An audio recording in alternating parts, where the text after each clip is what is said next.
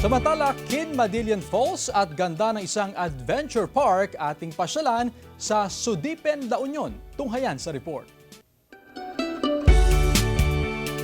Ang sariwang hangin at magandang tanawin, yan ang binabalik-balikan ng mga turistang umaakyat sa dinarayong bundok sa barangay Upupla, Sudipen, La Union. Mula sa bayan, kailangan bumiyahe ng 20 hanggang 30 minutes para makarating sa tuktok ng bundok. Tiyak mapapawaw sa ganda ng lugar.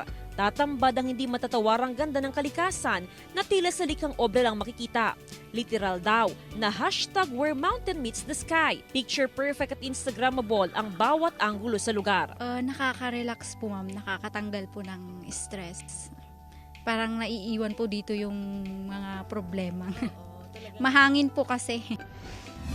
Mamangha rin sa ganda ng Kinmadillion Falls na matatagpuan sa Barangay San Jose. Malamig at malinaw ang tubig na tila nag-aanyaya na magtampisaw at maligo sa lugar.